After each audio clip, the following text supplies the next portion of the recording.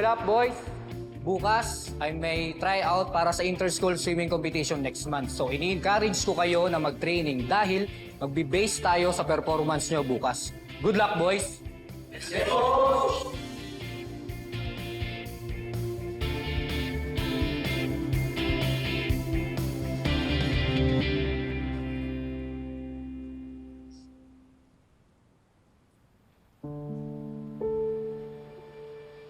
Kumusta kayo na, Princess? Okay naman, bro.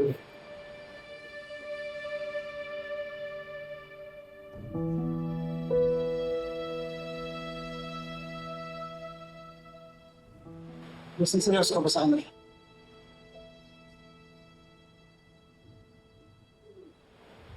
Ano naman klase ng tanong yan? I think I'm just messing around with him. I'm just worried, Justin. I know you. You know how you treat girls. Alam ko kung paano ako magpapalit-palit ng girls. No. Importante pa rin sa akin si Princess. Ngayon ko saktan siya. Si Princess. Kasi sa lahat ng mga babaeng nakilala ko, diba din yung nararamdaman ko sa kanya? Xavier, tagal na akong may gusto kay Princess.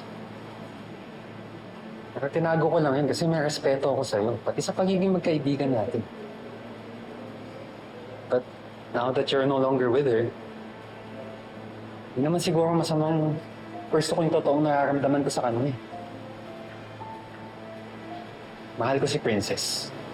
At hindi ko siya sasaktan. In fact, ikaw ngayon nanakit sa kanya dati, di ba? Dati yun. At lahat ng ginawa ko sa kanya, pinagsisihan ko niya. Dahil malaga pa rin siya sa akin. Pero wala na kayo. At wala kang karapatan mangialam sa amin dalawa. Alam mo, mag-focus ka na lang kaya sa relationship niyo ni Libby. Siguraduhin mo lang. Dahil sa oras sakto mo sa Princess, kalimutan mo na na magkaibigan tayo. Gagawin ko yun at hindi ko kailangan ng reminder sa'yo. Ano nga isipin si Princess yun? Ang bahala sa kanya.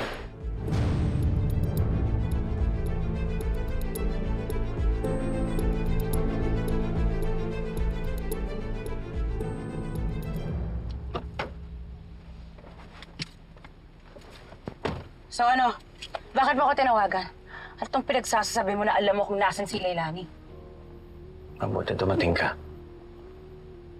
Akala ko hindi ka sisipot. Hindi lang yung kinaroroonan ni Leilani yung alam ko. Pati lahat ng ginawa mo. Lalong-lalo yung tangka mong pagpatay sa kanya.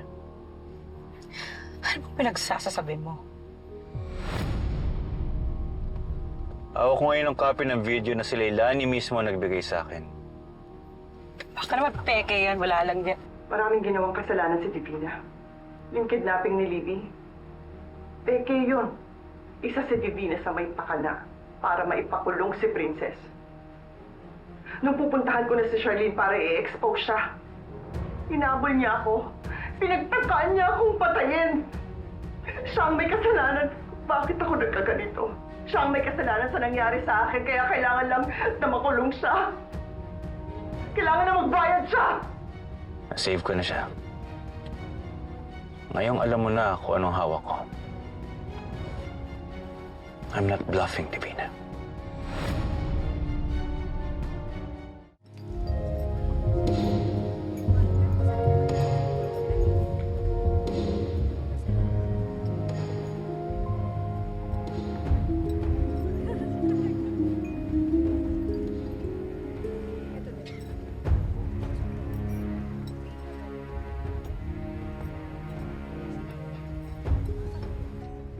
So bakit mo sinasabi sa akin to? Anong gusto mo? Dahil sa pagmamahal ko kay Charlene. So kung mahal mo siya, bakit hindi mo sa kanya sabihin? Bakit sa akin mo sinasabi? Dahil kapag nalaman ni Charlene na totoo, pakukulong ka niya. Tuluyan ka nang mawawala sa buhay ni Raymond. Kapag nawala ka, mapupurnado yung kagustuhan kong mawala si Raymond sa buhay niya. Kapag nangyari yun, mawawala sa akin si Charlene. Hindi ako papayag. Itatago ko lahat ng to. Hindi makakaabot kay Charlene lahat ng impormasyon na to kung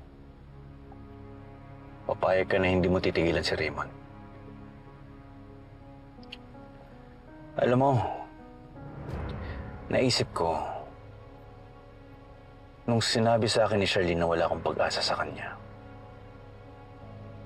at si Raymond pa rin ang mahal na, naisip ko kailangan kong gumawa ng paraan. Kailangan ko makipagtulungan sa'yo para mawala na si Raymond sa buhay ni Charlene. Sa buhay namin dalawa. Tingnan mo nga naman ang pag-ibig talaga. Kung ano-ano mapapagawa sa'yo. So paano ka makasiguro na hindi mo ako babalik ta rin, ha? Hanggat hawak mo si Raymond, hanggat nilalayo mo siya kay Charlene, your secrets are safe with me, Divina.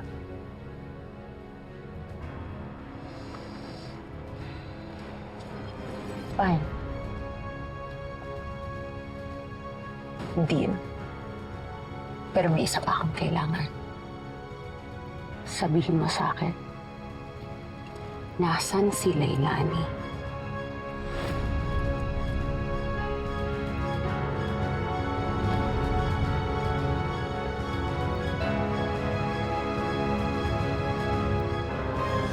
Pwede ka na ba, bro? Pwede ka ba mag-backup? Alam ko, never ako nanalo sa mga tryout. Pero never ako sumuko. I always try.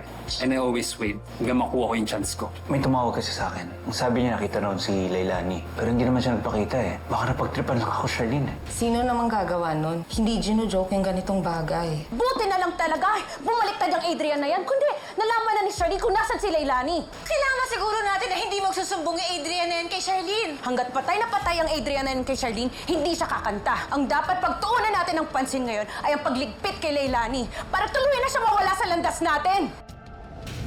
Bakit kausap ni Adrian si Divina? Lahat ng impormasyon tungkol kay Leilani sinabi ko na sa'yo. May update ka na kay Leilani? Charlene, Pinagsinungalingan mo ako? Bakit mo to ginawa sa akin? nagawa ko lang yun dahil mahal kita. Hindi pagmamahal yan, Adrian.